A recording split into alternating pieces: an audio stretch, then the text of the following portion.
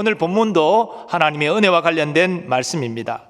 예수님은 바리새인 시몬의 초청을 받고 그의 집에서 식사하십니다. 그때 그 동네 죄인으로 알려진 한 여인이 향유 옥합을 품고 예수님께로 나아옵니다. 그러나 감히 예수님 앞에 서지 못하고 예수님 뒤에서 눈물로 예수님의 발을 적시고 그 머리카락으로 예수님의 발을 닦고 그리고 그 발에 입 맞추고 귀한 향유를 부었습니다. 예수님을 초대한 이 바리새인 시몬은 예수님을 선지자로 알고 초대했는데 죄인이 예수님의 몸을 만지는 것을 제지하지 않고 가만히 있는 것을 보면서 이가 선지자일 수가 없다라고 판단했습니다. 예수님은 이 시몬의 마음을 아시고 시몬아 내게 이를 말이 있다라고 말씀하십니다. 시몬은 자신의 속내를 밝히지 않고 최대한 공경이 선생님 말씀하옵소서라고 대답합니다. 이에 예수님께서 비유를 들어 말씀하십니다. 빚 주는 사람에게 빚진 자가 둘이 있어 하나는 500데나리온을 졌고 하나는 50데나리온을 졌는데 갚을 것이 없으므로 둘 다 탕감하여 주었으니 둘 중에 누가 그를 더 사랑하겠느냐. 이 데나리온은 당시 하루 품삯입니다. 오늘날 일당이 얼마인지 저는 정확히 모르는데 그냥 간단하게 10만 원이라고 치면 500데나리온은 5천만 원의 금액이 되고 50데나리온은 500만 원의 금액이 됩니다. 물론 적지 않은 금액이지요. 하지만 일생 열심히 일해서 갚지 못할 그런 거금은 아닙니다. 그러나 당시 이 빚진 자 두 사람은 너무나 가난했기 때문에 갚을 길이 없었습니다. 이것을 불쌍히 여긴 채권자가 그 빚을 다 탕감하여 주었습니다. 예수님은 이런 이야기를 하시면서 누가 빚을 탕감해 준 채권자를 더 사랑하겠느냐 이렇게 질문하십니다. 이에 시몬이 대답하지요. 내 생각에는 많이 탕감함을 받은 자니이다. 예수님은 그가 옳게 판단했다라고 인정해 주십니다. 그리고 여인을 보시고 다시 시몬에게 말씀하십니다. 이 여자를 보느냐?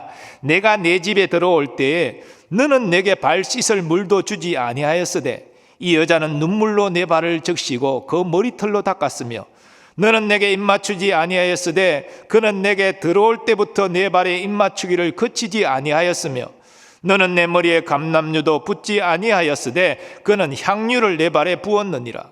그러므로 내가 내게 말하노니 그의 많은 죄가 사하여졌도다. 이는 그의 사랑함이 많음이라.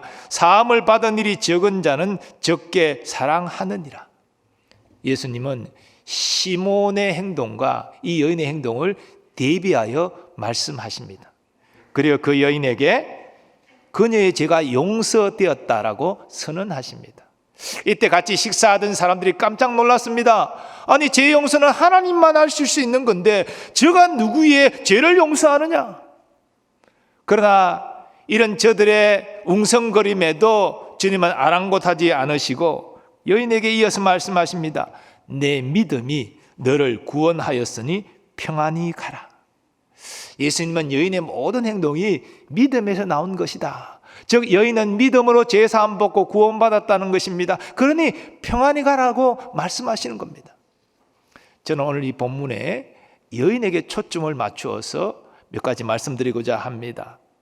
사실 이 여인은 당시 죄인으로 알려져서 동네에서 조롱과 기피의 대상이었습니다. 대부분 주석학자들은 이 여인이 창녀였을 것이다 봅니다. 만일 그렇다면 더욱더 수치와 모욕을 그녀는 경험했을 것입니다. 그런데 어떤 경로를 통해서인지 예수님을 만나고 예수님을 믿게 되었습니다. 그리고 그녀의 죄가 용서되었다는 사실을 깨닫고 그녀가 새로운 삶을 시작하게 됩니다. 당연히 창녀였다면 창녀 생활을 그만두었을 것입니다. 하지만 동네 사람들은 여전히 그녀의 과거 행적을 기억하고 있고 그녀를 여전히 죄인 취급했습니다. 그러던 중에 여인은 예수님이 자신의 동네에 예수님이 오셨다는 소식을 듣고 기쁨으로 주님 앞에 나왔습니다. 그리고 그 비싼 향유를 주님 발에 부었습니다. 여인이 그렇게 할 수 있었던 이유가 무엇입니까? 주님은 분명히 말씀하십니다. 다시 말씀드립니다. 그의 많은 죄가 사하여졌도다. 이는 그의 사랑함이 많음이라. 사함을 받은 일이 적은 자는 적게 사랑하느니라. 그녀가 주위 사람들의 따가운 시선에도 불구하고 예수님 앞에 나올 용기를 낸 것은 예수님을 사랑했기 때문입니다. 그 눈물로 예수님 발을 적시고 그 머리카락으로 예수님의 발을 닦고 그리고 입 맞추고 비싼 향유를 그대로 부은 것. 향유 옥합이라는 말은 밀봉되어 있는 것입니다. 한번 깨트리면 다시 쓸 수 없습니다. 그걸 모두 다 예수님 발에 부었다는 얘기지요. 이렇게 할 수 있었던 것은 예수님을 향한 사랑 때문이었습니다. 물론 이 사랑은 이성 간의 사랑이 아니죠. 예수님을 구주로 믿고 사랑한 것이죠. 그래서 이 여인의 사랑은 믿음에서 나온 사랑이었습니다. 예수님도 그 사실을 확인해 주십니다. 내 믿음이 너를 구원하였으니 평안히 가라. 여인의 모든 행동은 예수님을 사랑함으로 행한 것입니다. 예수님께서는 제자들에게 말세에 일어날 일들에 대하여 예고하셨는데 이렇게 말씀하십니다. 그때 많은 사람이 실족하게 되어 서로 잡아주고 서로 미워하겠으며 거짓 선지자가 많이 일어나 많은 사람을 미혹하겠으며 불법이 성함으로 많은 사람의 사랑이 식어지리라. 이게 많은 사람의 사랑이 식어지리라. 말세에 그런 일이 일어난다는 것입니다. 그런데 이 많은 사람, 사랑이 식어지는 많은 사람은 세상 불신자가 아닙니다. 신자들입니다. 믿는 자들입니다. 왜냐하면 세상 사람들은 실족하는 일이 없습니다. 본래 삶 자체가 죄 가운데 살아가는 것이기 때문에. 그러나 은혜 안에 살아가는 사람이 실족하게 되죠. 그 믿는 사람들이 실족해서 서로 미워하고 서로 불법을 행하고 그 사랑이 식어지고 이렇게 되는 것입니다. 오늘 이 시대 말세가 아닙니까? 예수님의 재림이 점점 가까워지고 있지 않습니까? 우리는 점점 주위에서 사람들이 점점 자기중심적이고 이기적으로 돼가고 사랑이 식어가는 것을 보게 됩니다. 멀리서 볼 것 없이 우리 자신을 한번 살펴보겠습니다. 주님을 향한 그 사랑의 마음이 우리는 지금 점점 식어가고 있지 않습니까? 많은 사람들이 얘기합니다. 내가 옛날에는 뜨겁게 주님을 사랑했는데, 그럼 지금은 어떻다는 얘기입니까? 지금 그렇지 못하다는 얘기 아닙니까? 우리는 가족을 당연히 사랑합니다. 하지만 가족 사랑도 점점 이전과 다르게 식어가고 있지는 않습니까? 믿음의 지체들이 서로 사랑하라. 주님 말씀하셨지만 그 사랑도 점점 식어가고 있지 않습니까? 우리가 전도해야 된다는 것, 주님이 주신 사명이라는 것 알지만 그 믿지 않는 허물과제로 죽어 있는 그 영혼들을 향한 그 사랑의 마음을 품고 전도하는 일이 점점 식어가고 있지 않습니까? 우리는 오늘 본문의 여인을 통해서 우리의 사랑이 점점 식어가고 있는 것은 아닌지 점검해야 됩니다. 그래서 우리의 사랑이 식지 않게 해야 됩니다.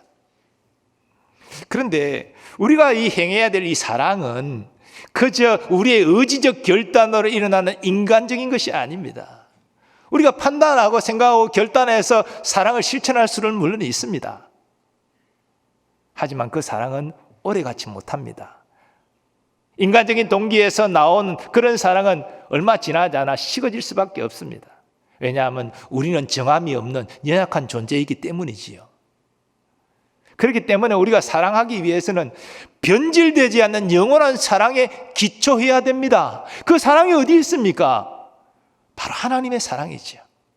그래서 우리가 누군가를 사랑하고 더 나아가 하나님을 사랑하기 위해서는 그 하나님의 사랑을 먼저 경험해야 됩니다. 그 변함없으신 사랑을 기초할 때 정말 우리가 하나님을 사랑하고 이웃을 내 몸과 같이 사랑할 수 있는 것이지요. 사도 바울은 로마서에서 우리를 향한 하나님의 사랑을 이렇게 증거합니다. 우리가 아직 죄인 되었을 때에 그리스도께서 우리를 위하여 죽으심으로 하나님께서 우리에 대한 자기의 사랑을 확정하셨느니라. 사도 요한도 하나님의 사랑을 이렇게 증거합니다.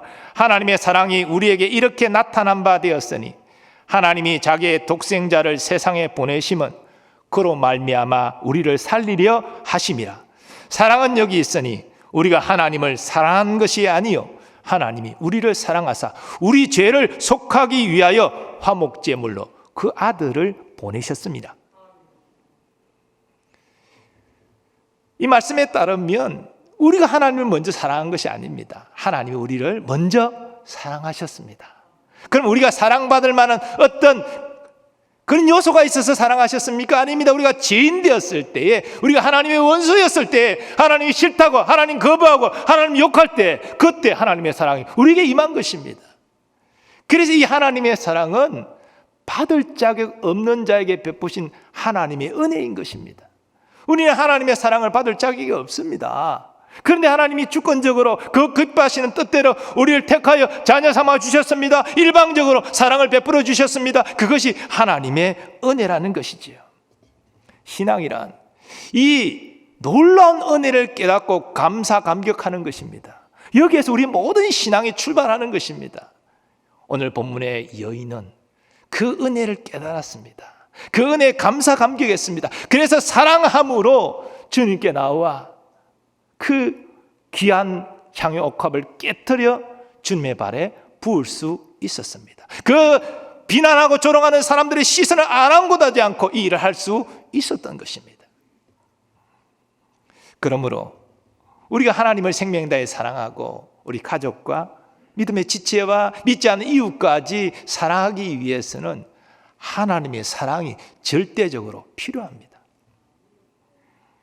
하나님의 은혜도 우리에게 필요합니다. 은혜는, 하나님의 사랑은 많이 받을수록 좋지요.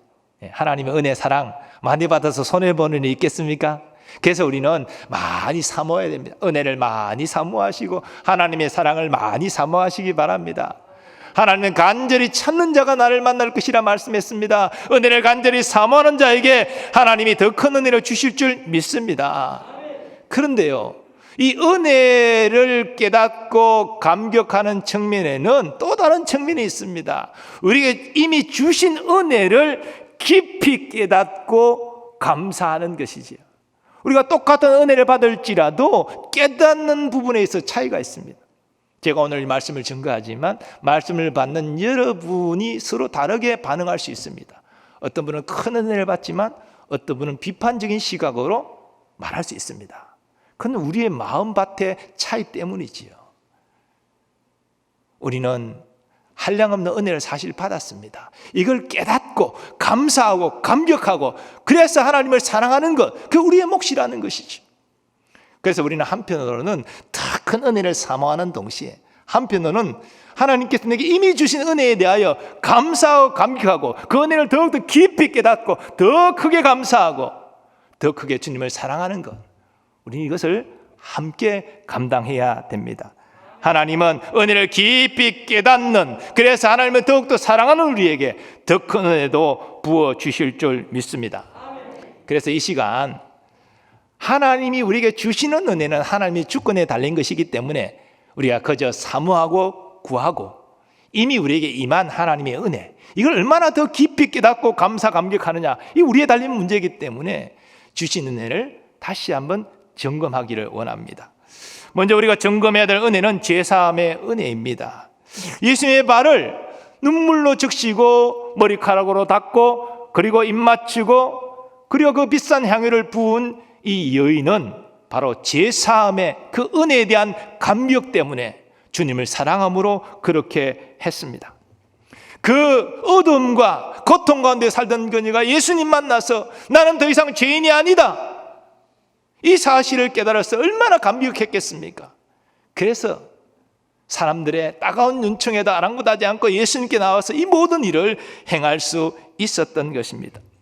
어떤 사람은 이야기하기를 이 여인이 죄 용서를 받은 것은 예수님께 나아가 향유옥합을 깨뜨리는 선한 일을 했기 때문이다, 이렇게 주장합니다. 그녀의 착한 행실이 그녀를 용서받게 했다, 이렇게 아주 인간적으로 인본적으로 해석을 하는 사람이 있습니다.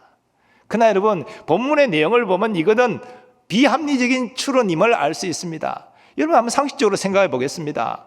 예수가 누군지 전혀 모릅니다. 예수로 말미암아 내가 무슨 유익을 받은 것도 없습니다.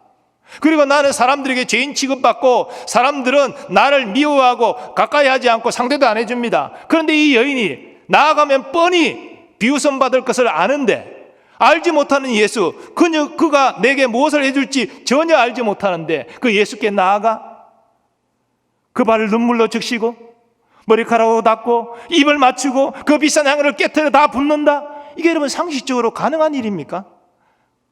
그렇게 여인이 했기 때문에 용서받았다? 이거는 상식적으로 말이 안 되는 얘기지요.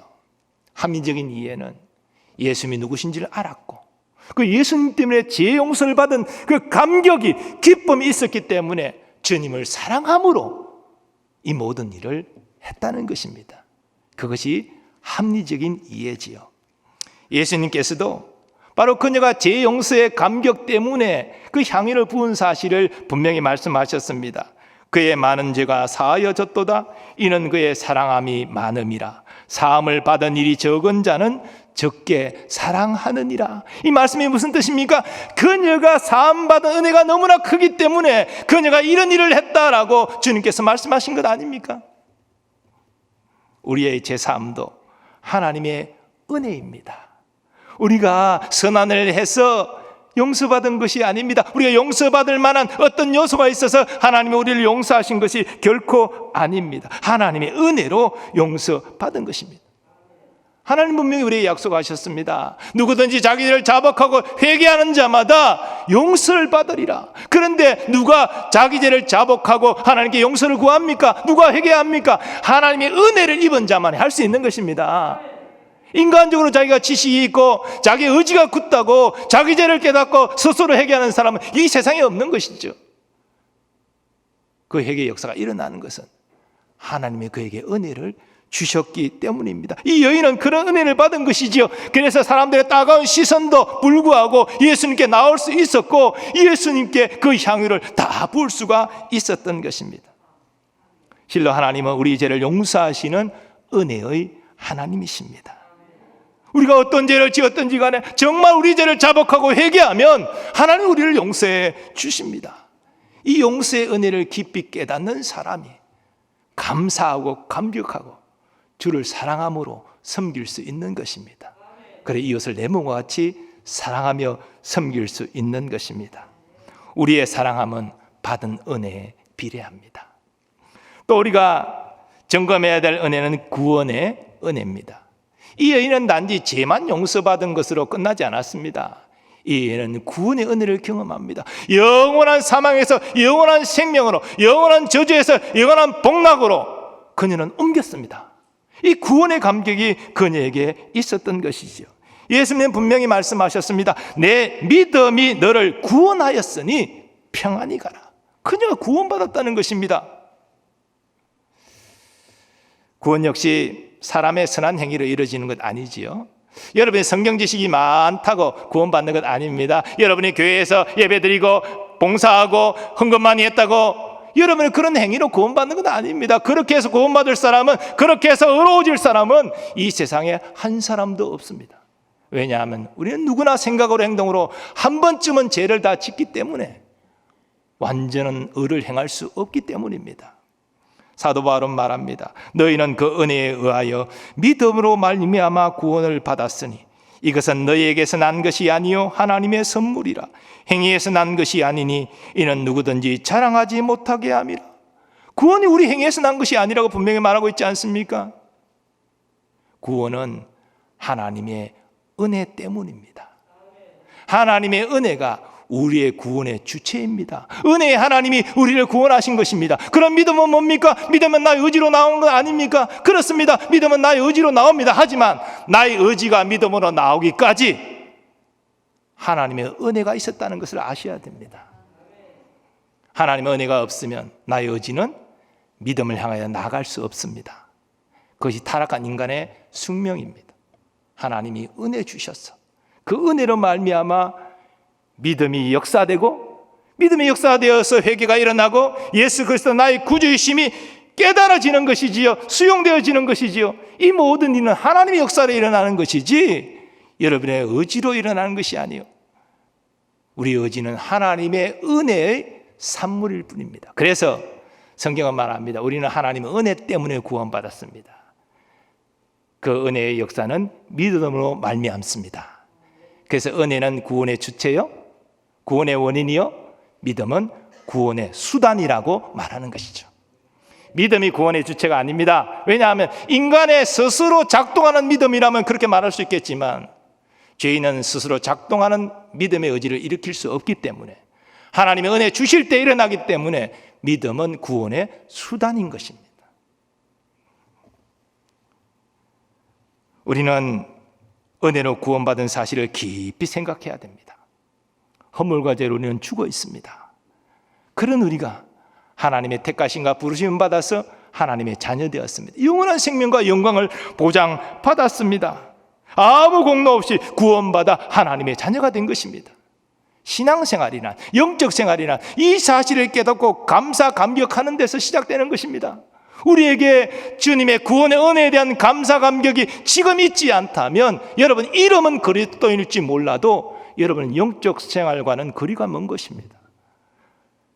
주님의 은혜 안에 살아간다는 것 여러분 경험할 수 없는 것입니다. 은혜에 대한 감사 감격이 회복되어지고 이로 말미암아 주님과 이웃을 향한 사랑이 더욱더 커져 나가는 여러분 되시기를 축복합니다.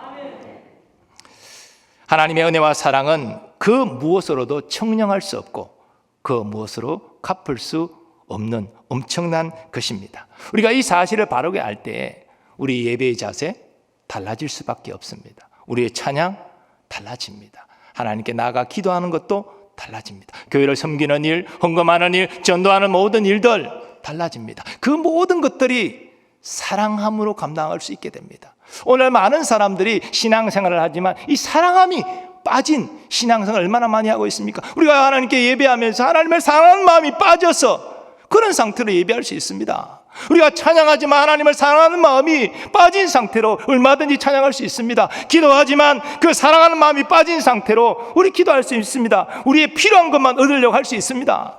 교회를 봉사하지만 정말 지체를 사랑하는, 우리 교회학교 학생들을 사랑하는 마음이 빠진 상태로 얼마든지 섬길 수 있고요. 예물을 드리지만 사랑함에 대한 감사 감격이 없이 예물 드릴 수 있습니다. 이렇게 되면 하나님이 기뻐하시는 영적 생활과는 거리가 먼 것이죠.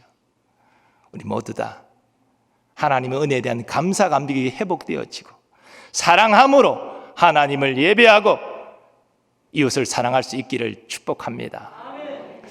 오늘 우리가 이 신천지 사태를 두고 여러 긍정적인 측면도 있고 또 부정적인 측면도 있는데요. 저는 그렇게 생각합니다. 물론 일부 하나님께 용서받지 못할 성령 행방죄를 지은 자들이 분명히 있습니다. 그러나 대다수 신천주 교도들은 영적으로 미혹된 것입니다. 우리는 이 사태가 일어났을 때 비난하고 정죄하기에 바쁘지만 얼마나 그들을 긍휼히 여기고 그들이 회개하고 주께로 돌아오기에 사랑함을 품고 얼마나 기도했습니까? 그들이 회개하고 주께로 돌아올 수 있도록 사랑의 마음을 품고 기도하는 여러분 되시기 바랍니다. 그것이 하나님의 은혜에 있는 자들이 마땅히 해야 될 몫인 것이죠. 오늘 우리가 이 엄청난 통제되기 어려운 그런 위급한 상황을 맞았지만 여전히 하나님은 우리에게 은혜 베풀고 계십니다. 우리를 사랑하십니다. 영원한 영광과 소망 전혀 변하지 않았습니다. 그러므로 담대히 나아가는 여러분 되시기 바랍니다.